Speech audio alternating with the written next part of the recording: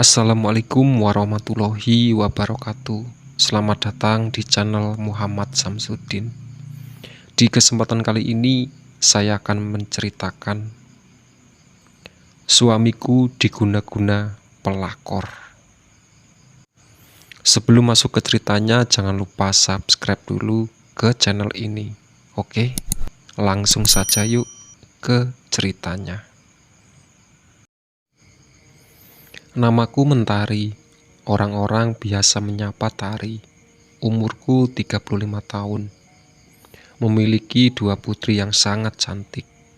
Yang sulung kelas 1 SD, sedangkan yang kedua umur 4 tahun. Kehidupanku nyaris sempurna sebelum iblis berbentuk perempuan masuk ke dalam rumah tanggaku, memporak-porandakan tatanan kehidupanku tanpa ampun, tanpa jeda, terseok-seok hingga hancur berkeping-keping. Tapi kuatnya iman dalam dada mampu membuatku bertahan untuk menjalani kehidupan ini. Alvin nama suamiku, seorang karyawan BUMN di Jakarta. Dia tidak tampan, biasa saja menurutku. Masih banyak lelaki yang lebih tampan darinya. Mantan pacarku saja jauh lebih tampan darinya. Tapi aku sangat mencintainya. Entahlah, mungkin karena sikapnya yang selalu baik terhadapku dan anak-anak. Bahkan ia tidak pernah sekalipun marah padaku. Dia menjadikan aku wanita paling bahagia di bumi. Namun itu tidak berlangsung lama sampai perempuan bernama Zulfa muncul. Perempuan itu adalah teman SMA-ku, suamiku. Mereka bertemu lagi saat reunian. Dari sana komunikasi mereka berlanjut, tapi saat belum ada yang berubah dengan sikap Mas Alvin. Suatu hari aku mulai merasakan sikap suamiku berubah, dingin dan seolah enggan menatapku. Aku bingung, tapi aku mencoba berbaik sangka dulu, mungkin dia lelah. "Mas, aku bikinin kopi," tawarku sambil menyentuh pundaknya. Saat itu dia sedang duduk di teras, serius mengetik pesan di ponselnya. Entah siapa yang sedang berkomunikasi dengannya. "Enggak, sudah, jangan ganggu Mas, sana masuk," bentaknya. Hatiku sakit, baru kali ini dia membentakku. Hari demi hari, minggu demi minggu, bulan demi bulan, sikap Mas Alvin semakin aneh. Dia terlihat gelisah setiap malam, bahkan enggan menyentuhku. Padahal sebelumnya dia sangat suka menyentuhku, menggodaku, dan melakukan hubungan suami istri. Yang lebih parah adalah dia seperti tidak nyaman berada di rumahnya sendiri. Ia semakin tak peduli dan mendiamkanku. Aku sempat menduga apakah ini sifat aslinya. Baik dan perhatiannya hanya awal-awal pernikahan saja. Yang bikin aku shock adalah ketika dia sengaja bersentuhan denganku. Dia langsung mengibaskan tangannya, seolah aku adalah binatang menjijikkan. Feelingku bilang ada yang tidak beres dengan Mas Alvin. Ini beneran udah gak wajar. Aku harus berbuat sesuatu. Keanehan yang terjadi pada Mas Alvin aku ceritakan pada ibu dan mertuaku. Tidak aku duga ternyata sikap Mas Alvin berubah, tidak hanya kepadaku saja, tapi pada ibunya dan keluarganya juga. Sekarang aku semakin yakin ada yang tidak beres dengan Mas Alvin. Lalu mertuaku menyarankan untuk bertanya pada orang pintar. Dari sana, aku tahu bahwa memang benar. Mas Alvin ada yang guna-guna. Untuk tambah meyakinkan lagi, aku bertanya pada orang pintar yang lainnya, dan jawabannya juga sama. Mas Alvin ada yang ngeguna-guna. Aku heran, kenapa ada orang seperti itu pada Mas Alvin? Siapa dia? Lalu dari salah satu kiai aku pun tahu jawabannya. Dia adalah seorang wanita yang ingin merebut Mas Alvin dariku dan semua harta kami. Harta. Asal kalian tahu, kami bukan orang kaya. Memang kami punya mobil dan rumah yang dibilang besar. Kami mendapatkan semua itu dengan susah payah, tidak instan. Benar adanya istilah kaki jadi kepala, kepala jadi kaki. Kami berusaha mati-matian untuk mendapatkan semua itu. Lalu sekarang ada orang yang dengan entengnya ingin merebut dengan jalan di laknat Allah. Aku benar-benar marah dan sedih. Entah benar atau tidak, kata orang pintar itu, dalam pandangan Mas Alvin, aku itu seperti monster buruk yang menjijikkan. Sedangkan wanita itu cantik bak bidadari. Padahal kalau aku bilang ya, kenyataan terbalik. Pelakor yang belakangnya tahu bernama Sulfa itu sangat jelek. Aku jauh lebih cantik darinya. Bahkan teman-temanku heran, kok bisa sih Mas Alvin kepincut nenek-nenek? Iya, mereka bilang si Sulfa itu kayak nenek-nenek. Kulit kendur, kusam, hitam, peot. Pokoknya enggak banget deh. Padahal dia seumuran denganku. Tari, ayo kita cari obat penangkal buat Alvin. Ajak mertuaku satu hari. Iya mah, kemana? Tanyaku. Ke Banten. Kata Om Aryo ada yang pintar di sana yang bisa menyembuhkan orang yang kena guna-guna. Jawab ibu mertua. Kalau ngomongin soal ibu mertua, dia sudah seperti ibu peri buatku.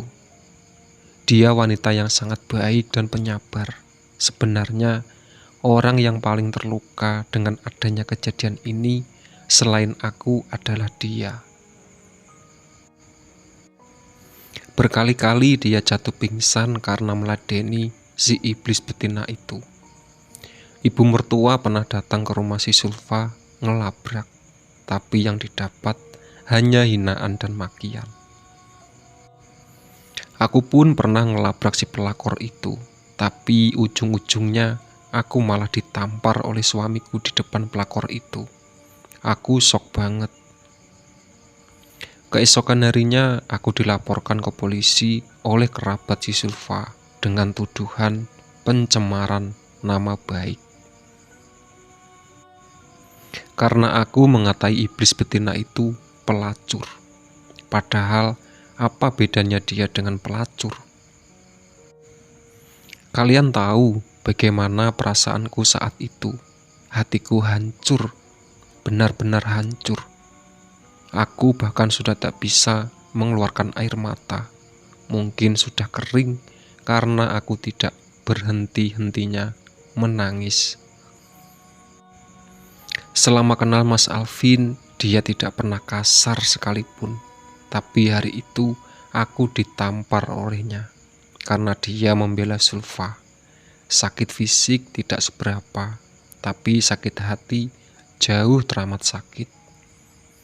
Apalagi ketika melihat pelakor itu tersenyum senang melihat aku ditampar oleh suamiku sendiri karena membelanya. Siap-siap kamu mendekam di penjara, Tari, seru si pelakor itu padaku sebelum aku berlalu dari sana. Benar saja, Seminggu kemudian aku dipanggil oleh polisi, tapi alhamdulillah aku tidak ditahan. Kalau kalian masih belum percaya ada iblis betina di dunia nyata, nih aku kenalkan pada kalian perempuan bernama Sulfa. Dia bahkan lebih buruk daripada iblis. Keluargaku marah, tidak terima mendengar aku ditampar Mas Arifin. Lalu ayah dan ibuku marah padanya. Tapi tidak ada raut penyesalan di wajah suamiku. Dia malah hahaha, nggak jelas, pergilah. Pokoknya sangat menyebalkan. Aku lelah, terluka sudah pasti. Apalagi kalau melihat Mas Alvin bersama iblis betina itu. Menangis saja sudah tidak mampu melegakan dada yang sesak. Entah harus bagaimana, sholat malam, zikir rutin aku lakukan berikut apapun yang Kiai katakan padaku untuk mengembalikan Mas Alvin. Tapi sampai saat ini belum ada hasil. Harus bagaimana lagi? Aku kasihan pada anak-anak yang menanyakan di mana ayahnya, apalagi si sulung Naswa. Air mataku jatuh tiap kali dia bertanya seperti itu. Mas Alvin benar-benar sudah tidak peduli sama kami. Untungnya dia masih ingat dengan uang susu anaknya.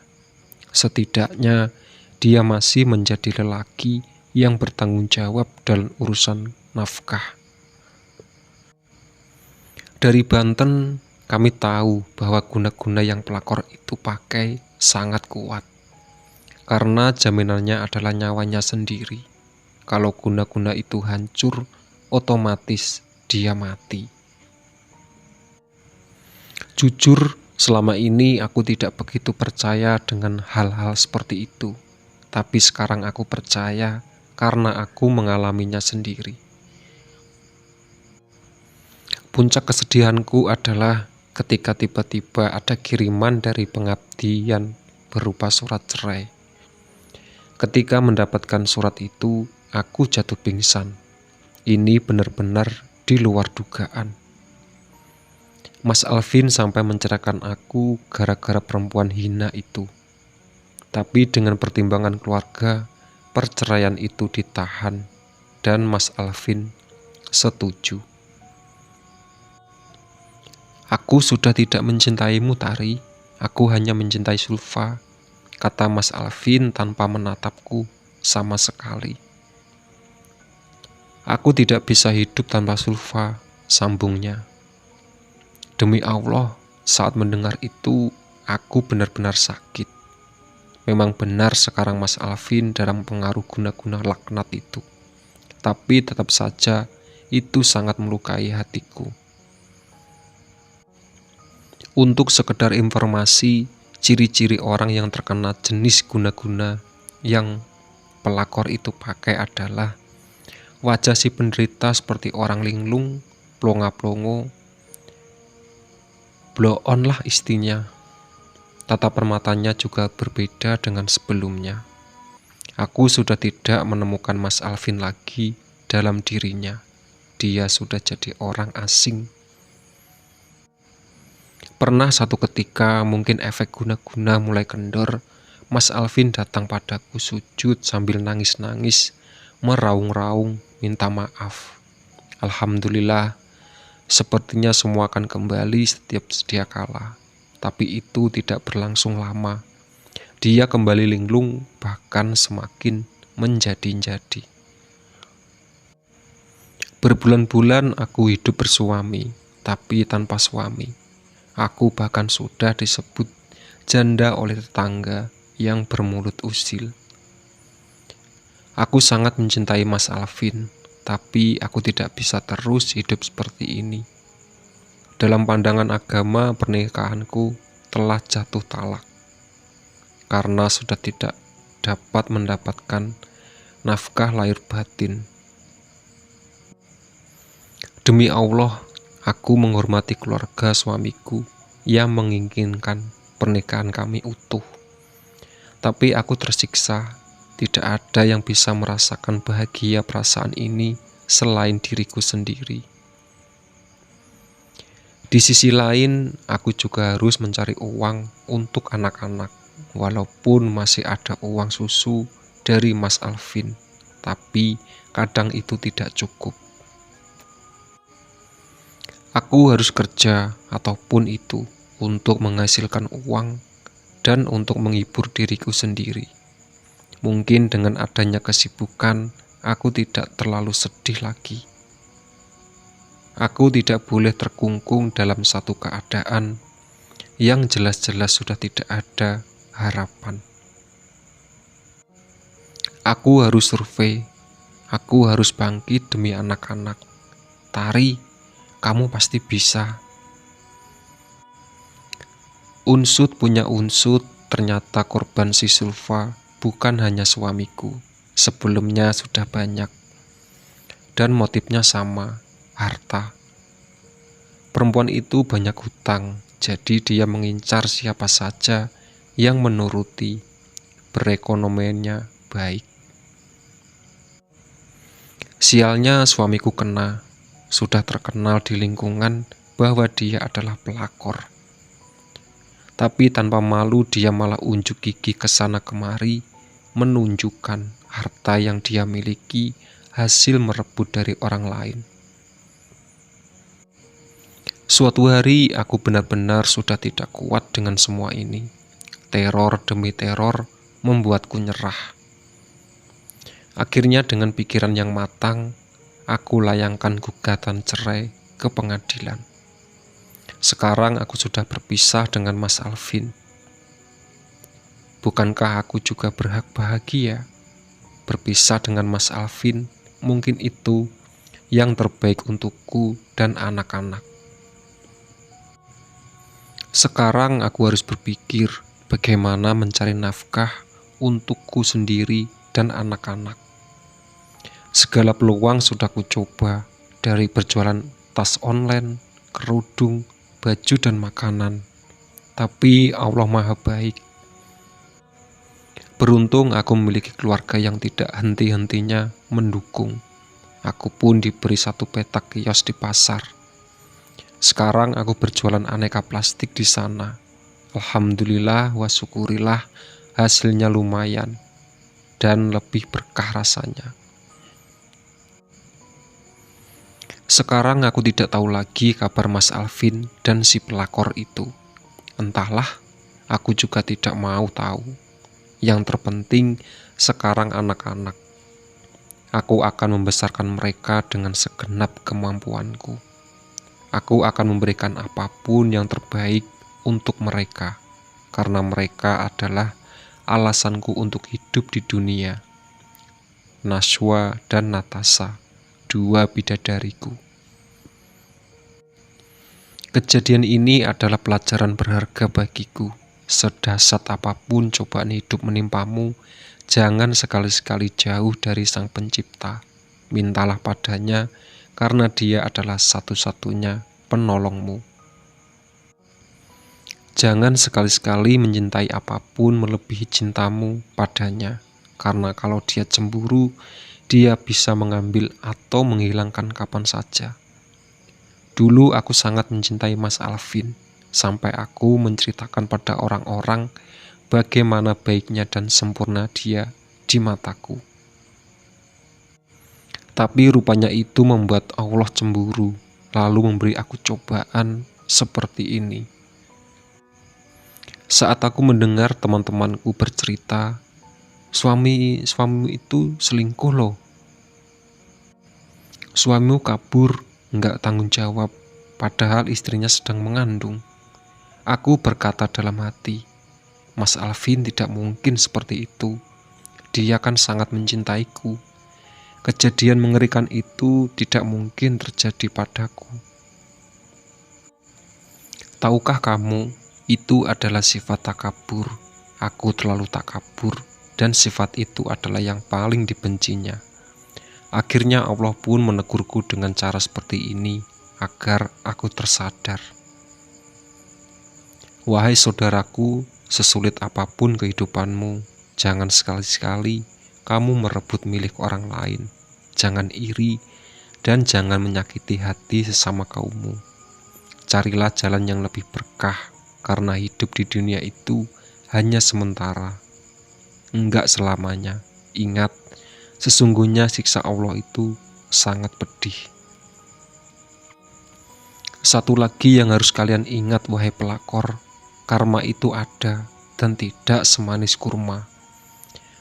Semoga aku bisa menyaksikan kamu mendapatkan karma itu di dunia. Aku sangat menunggunya. Mas, aku rindu berdiri satu sap di belakangmu. Aku rindu membentangkan sajadah di sepertiga malammu. Aku rindu lantunan ayat-ayatnya yang keluar dari bibirmu. Ya Allah, bolehkah sekarang aku rindu pada orang yang bukan mahramku lagi? Seandainya ada kata yang bisa mewakili perasaan rinduku, mungkin ribuan kata tak bisa menanggungnya. Rangkaian kalimat tak akan mampu menjabarkannya. Ya Allah, sampaikan rasa rinduku melalui hembusan angin malamku. Semoga kamu baik-baik aja, Mas. Walau luka yang sudah kau torehkan padaku sangat dalam, aku tidak akan melupakan sejuta kebaikan yang sudah kamu berikan untukku begitu saja.